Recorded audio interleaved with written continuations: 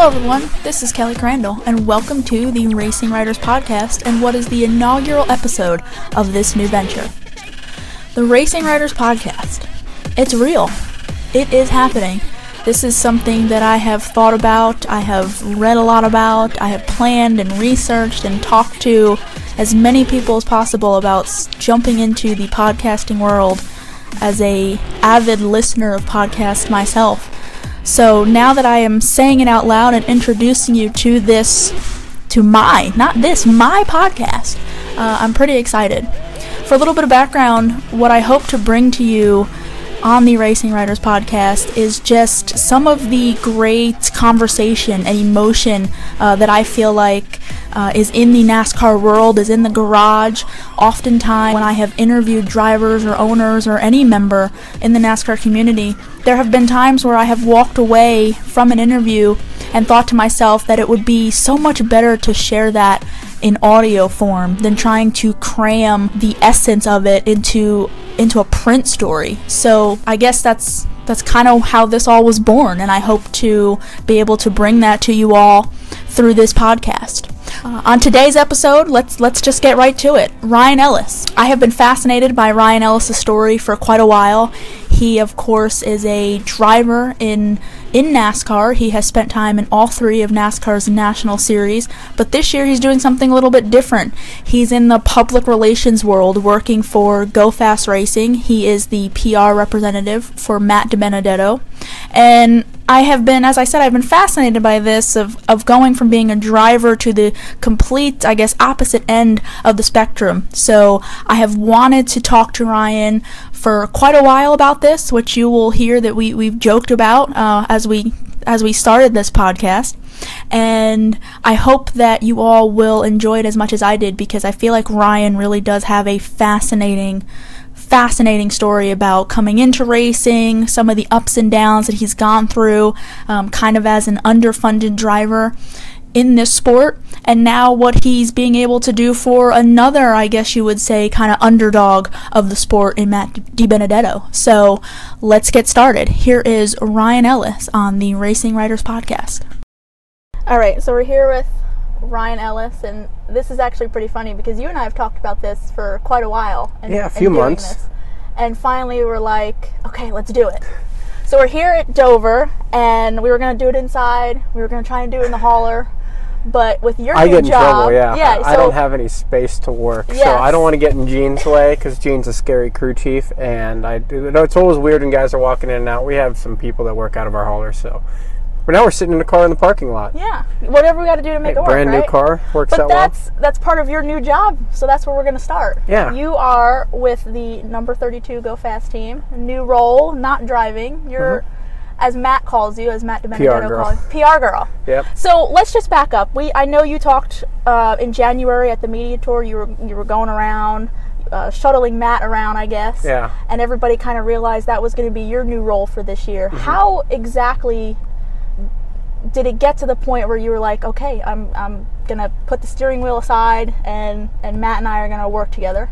I don't know if it ever really was like a moment of I'm definitely doing this. It was strange because at the media tour, I remember a lot of people were like, oh, you just helping Matt out for the day? I was like, no, I'm actually doing this. And Kate Fegley, who works with JJ Ailey and a few other people, she was like, she thought it was a joke. Like literally the whole day she was taking pictures like, oh, that's really funny. And then I told her, like, no, this is like a real thing that's happening.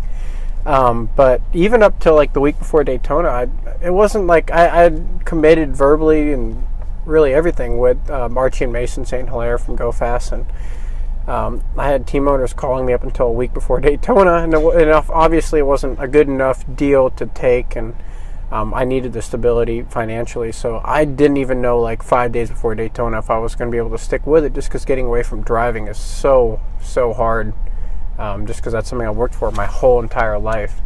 So I agreed to it probably January, but I really never knew if I was going to be able to just stick with it and not try to drive a few times this year.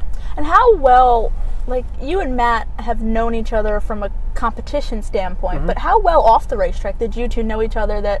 Because he was the one that came to you, right, and pitched it and said, hey, would you be willing to do this? We've actually kind of helped each other out a few times. I think I've met him like 3 years ago in Las Vegas. He was starting parking for Vision Racing, and I was just getting my foot in the door in the sport. And we worked together at TMG.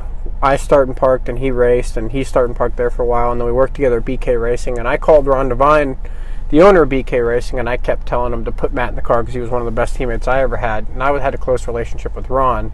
So I feel like, I don't know if I actually did, I helped Matt get the job at BK Racing, and then we worked together there. And then my fiance and his wife are really good friends, and Matt and I hang out quite a bit, way too much this year, like 3 or 4 days a week, go to dinner, stay together a lot of weekends. So we're really good friends, and it took a lot of convincing to get me to stay with it. I mean, there was a lot of midnight phone calls to Matt, like, I don't know if I'm going to be able to do it, man. And he was like, you have to stick with it. He's like, driving is stupid. It's like, because he knows how hard it can be. He didn't think I was going to be able to stay with it either, because driving is like a drug. It's so addictive.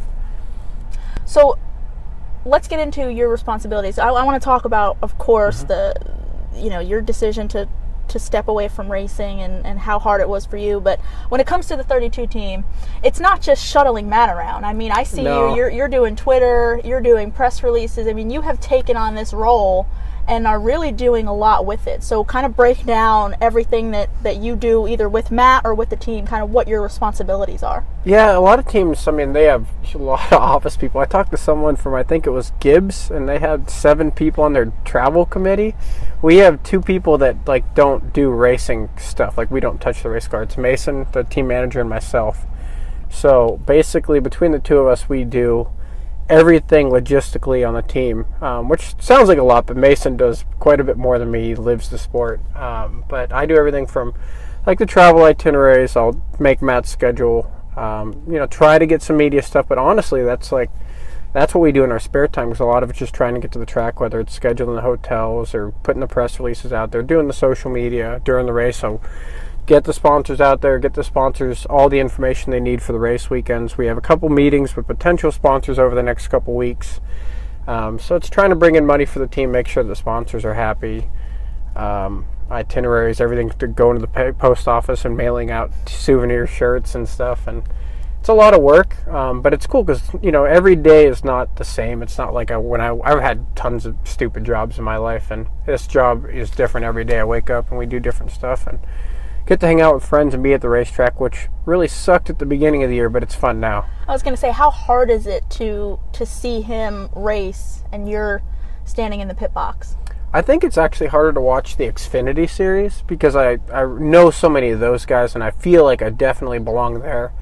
Not that I ever felt I didn't belong in the Cup Series, but I only ran 5 or 6 races, so I never felt fully acclimated there. But I know that Matt and I are similar, whether he wants to admit it. He always tells me that I could have a ride in the Cup Series, but it's not. So many people could. So I don't really hold that against myself, and I don't, even though I think I deserve an opportunity in the Cup Series, I believe there's thousands of people that do too. So it's hard, but I think I've gotten over it a lot since the beginning of the year, especially with running that one race at Road America. I got a little bit out of my system. I actually feel better after it than I thought I would, because I wasn't sure if that would make it worse or better, but it made it a lot better. At the same time, have you had... So, for instance, last year when Dale Jr. was out of the car with his concussion, he talked a lot about how it gave him a different perspective to see racing from at home or to be when he watched at the track.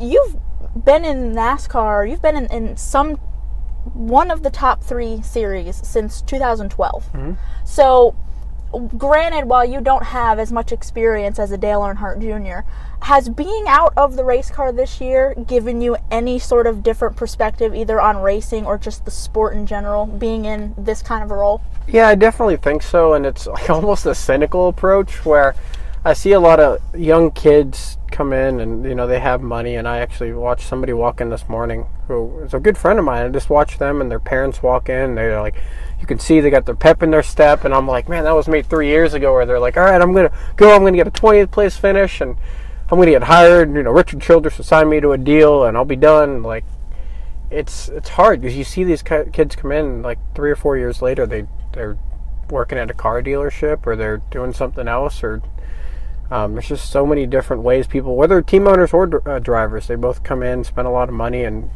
get put on the shelf. And I wanted to make sure that no matter what happened to the sport, that I'd be able to build a resume up. And if the sport went one way or another in 5 years, I'd have a way to have a job. If I was driving and the sport went to crap, I didn't know what I was going to do. And I didn't finish college, unfortunately, so because I was pursuing racing. So I wanted to make sure I left the sport with something. And I think me and Junior have similar perspectives on that kind of stuff. I know he's got a way different perspective just with how big he is in the sport and how different he looks at it. But I had that wreck actually here at Dover last year. And that kind of rattled my brain quite a bit over the off season. It took me 2 or 3 months to really feel like I was 100%. So even I was thinking about today, I was like, man, if I could get back behind the wheel, if I have one more hit like that, I don't know like how my head's going to be come 6 months from now. That's actually something you and I had talked about last year. I mean, I remember catching up with you after that accident. I think it was a week or two later, and you talked about how, you know, that was almost like a wake-up call for you because, you know, of course, Junior's was ongoing, and you came here and had your hit, and you had said that you really weren't sure at that point if you were okay. I mean, you kept racing. You got through. I think you tell yourself you're okay. Like a lot of the athletes say, you say what you know a lot of the medical people want to hear. Or you might even make yourself think that way. But like we went on a cruise in January, and I've never really been on a cruise to begin with, but I just didn't feel right. I'd go and have like one drink at the end of the night, and I just couldn't even be in a room with a bunch of people. I'd sit there. I couldn't sleep at night. I was like just completely messed up. I'd play video games or watch TV for 10 minutes, and my head would hurt. I have to shut all lights off, and it's a lifestyle at that point. So, I mean, when you get those injuries, and I've played hockey for most of my life, so it's not just racing that did that to me. It's not worth it. You know, I don't want to hit a wall at 180 miles an hour, 200 miles an hour now, and not be able to live the last however long I have in my life. So as much as I love racing, I don't miss smashing my head into concrete barriers all the time. So going back to the decision, you talked about how in January things really started to come together. You had some offers, which, you know, is exactly what you want. I mean, you made the decision that, you know, okay, these aren't exactly the best for me. How much did you struggle with that decision, though? Because I believe you had said it at some points during the year when people have talked to you about this that, you know, you're only 27. Yeah. So did you feel like you were kind of throwing your career away in a sense, that if you don't keep racing, that you may not get back in the car? It was hard. I leaned on every person I had in my life, and people, they gave me, it was like almost 50-50 on the advice I got. Or some of it was, you're so young. Like, go out there and make mistakes. Like, if I were your age, I'd go and make mistakes and look back. And you can be professional the rest of your life, but you can't be a race car driver the rest of your life. So go out and do that, have fun. And if it doesn't work out, it doesn't work out. And I got offered a full-time Xfinity Series ride, which was like my goal my entire life. And to turn that down just because of circumstance, and I didn't think it was going to work out, and was definitely the hardest decision I've ever had in my life. I had the hardest 2 weeks of my life, calling Matt every day, talking to my fiance, and all my friends, family. My parents would wake up every morning and tell me something different of what they thought I should do. And I look back at it now and I feel good about my decision, but I had no idea how I was going to feel about it. And I still get offers, but I don't miss it as much, especially knowing that there aren't that many jobs out this year. If something came up for next year, I'd definitely entertain the offer, but I don't miss it as much as I thought I would, that's for sure. So, you know, you've had offers, and you got to race, Road America in the Xfinity Series.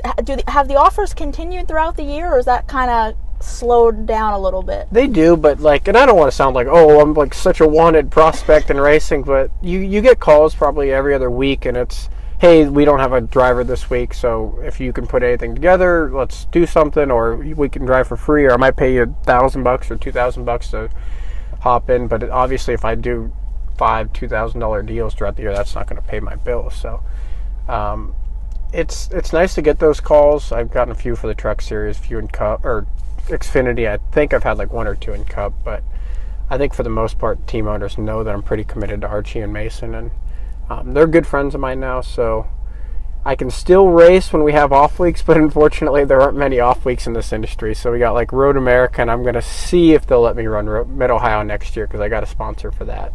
Well, there you go. I mean, that's part of it. I would love, yeah, that'd be cool to run those two, because I'd be happy. It was my road courses, go out and get those knocked out of the way and be done. I asked them about starting parking too, because I could do that and still do the PR, but I don't want to push my luck. Right.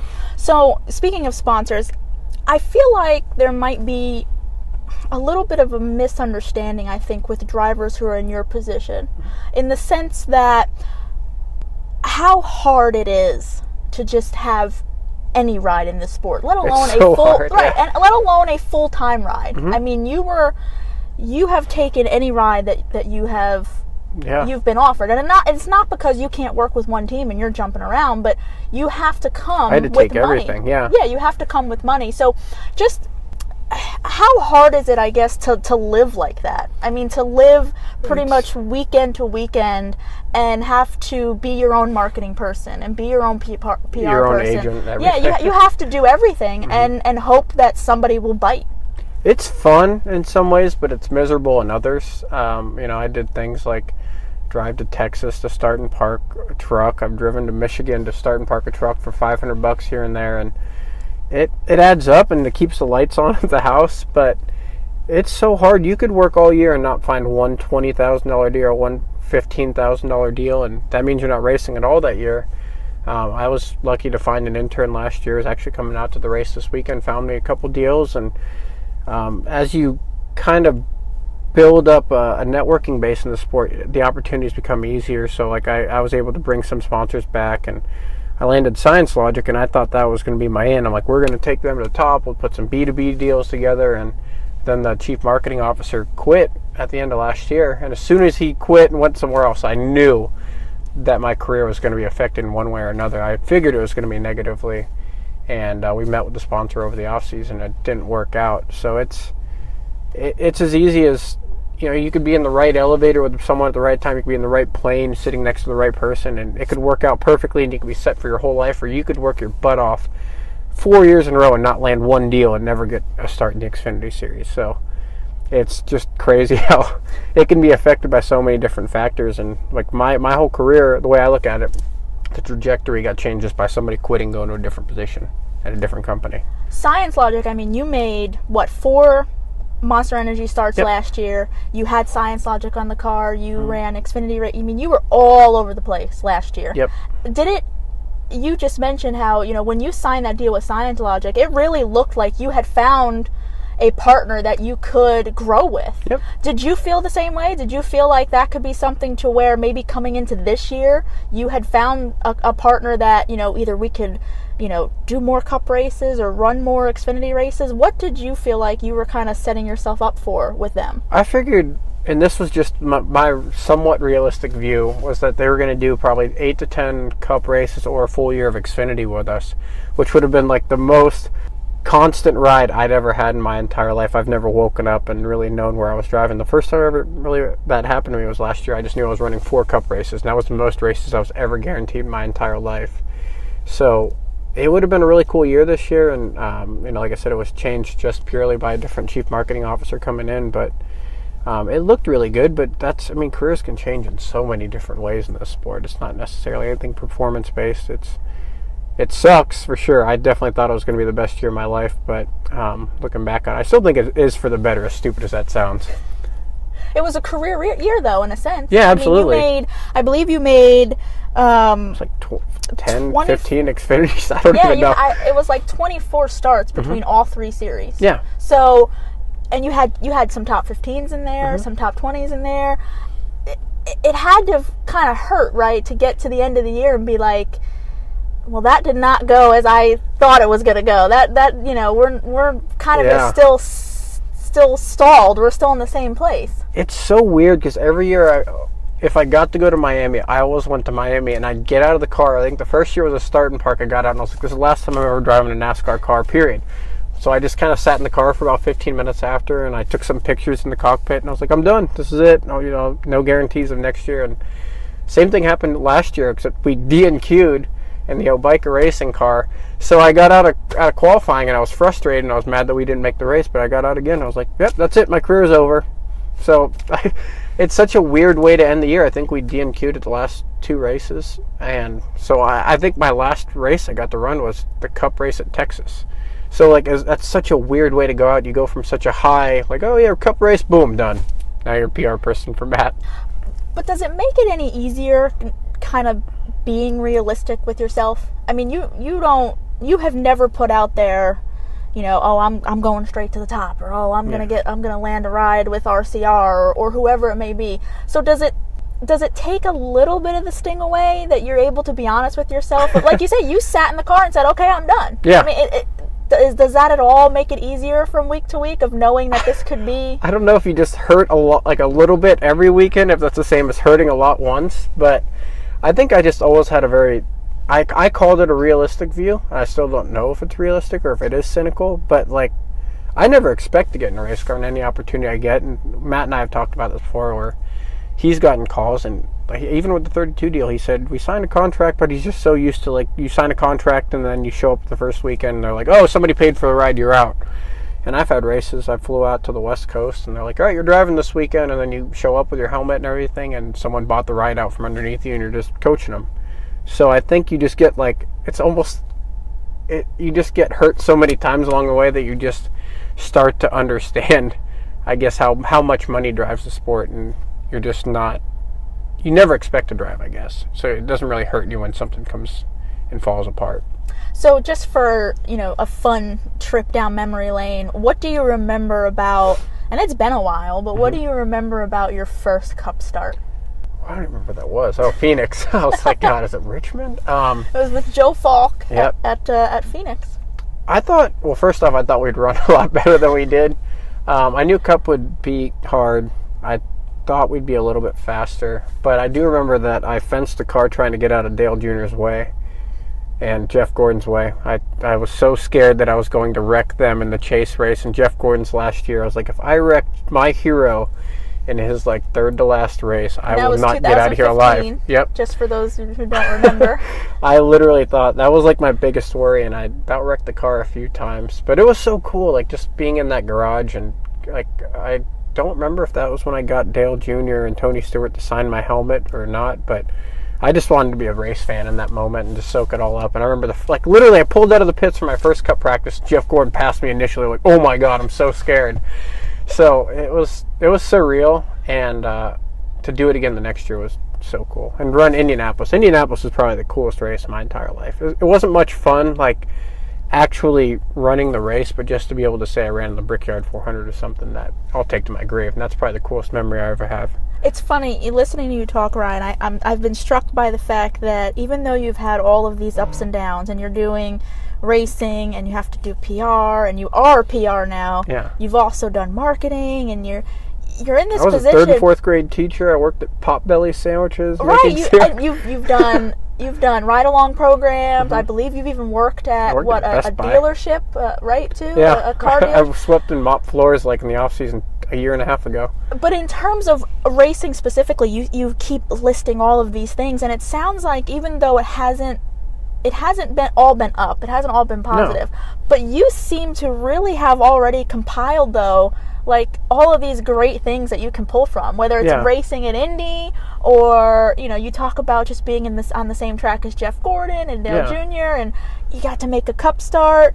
I mean, like I said earlier, you're only 27 years old, and it has been very up and down, but you still seem like you're taking it all in stride, and you can recognize the positives. Yeah, I remember at Texas, because the weird thing is, like, a lot of people don't realize, when you go into an Xfinity car, like a lot of the lower budget programs, you go out there and you can't really race with the leaders. You put new tires on, they just pass you going a little bit faster, but like in Cup, you put tires on, and you can race against anybody. And I remember Tony Stewart was having an off day at Texas, and I was like, oh my God, if I can pass Tony Stewart, I don't care if I'm like 3 laps down, whatever, this will be the greatest memory of my entire life. I about wrecked myself 5 times trying to get around Tony, and I'm sure he probably hated me in the moment. Paul Menard flicked me off because I was trying to get around Tony, just to have like a checkbox of passing my hero one time on racetrack. But yeah, I mean, you just kind of have to look back on it all and realize how lucky you've been, because I never would have thought that I'd even start and park a car at this level.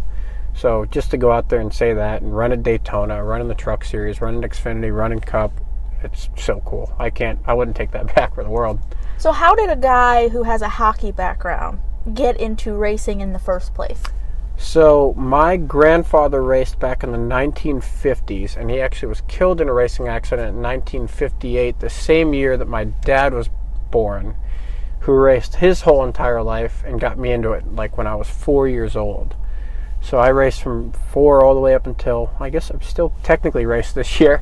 And yeah, I drove my whole life, so I think I actually have like a thicker racing resume than a lot of these guys, just in terms of how early I started and how much I ran. I ran when I was 4 years old. I was racing against Al Geyer and Reed Sorensen, a lot of those guys out there. So I've been racing my entire life, and usually 30 to 50 races a year. So this is the first time I've only ran one race. It was so, I've never not driven for that long. I didn't even know if I remember how to do it, because I'm so used to getting in the car every single week. But yeah, I played hockey and through college, elementary school, middle school, still play. Missed my game last night because I was up here. But it's a good way to get away from this sport, I think. It's the opposite. I don't have to pay to go be a professional hockey player. Yeah, and the hazards of having a full-time job is you don't get to go. You miss something like last night. I missed some hockey to go hang out at the Cup Series. I'll take that, though, too. But it's good to have a full-time job. Oh, yeah, because otherwise I wouldn't be able to do anything, even have a house. So I'll take that just to have a dog and a house. So I'll end with this. You said coming into this year you weren't retiring, you weren't quitting. You were just going to take a year off. Yeah. And, you have to pay the bills. Mm-hmm. So it's already October. That's scary, yeah.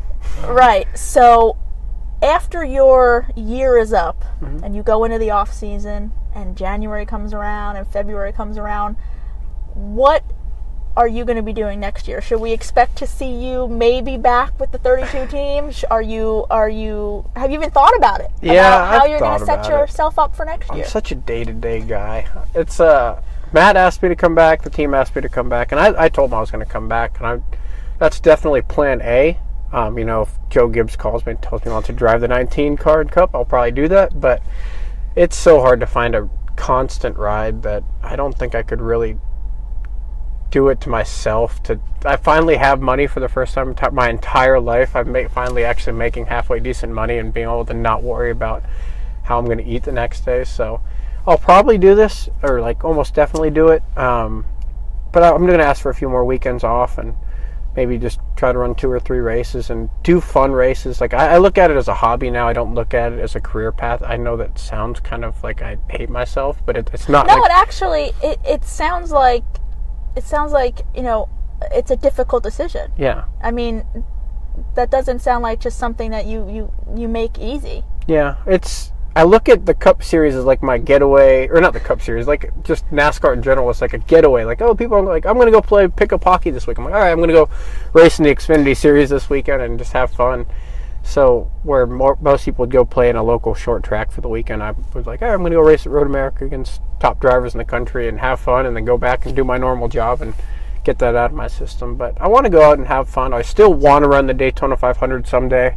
I'm sure they'd give me the weekend off if I asked for to race in the Daytona 500 or something. But that's like the only checkmark goal I really have left, besides obviously performance-based stuff. So I think I'm going to come back, and maybe I'll just give it one more year and see how it goes. I don't want to let my dreams die. That's one thing I really worry about, is actually just being happy with mediocre, but at the same time I want to be realistic and make sure I'm looking out for my future as well. Exactly. So once again, it's still that battle of being realistic and paying the bills. Just like being a media person, right? But you don't want to put the helmet away just yet. Yes, you got to have fun and still pay the bills and stay alive. Awesome. Well, thank you, Ryan. Of course, thank you. I'm glad that we could finally do this. Film it out in this famous media center out here. The media lot, I guess. It is the media lot, yeah, I'll give you that. At Dover International Speedway. And you know what's going to be really tempting is we're going to get out of the car and we're going to go back to the racetrack, but we can see the casino. Yeah, so I don't have enough money to lose money. Well, let's keep each other honest and make sure we go back. I might go to the buffet.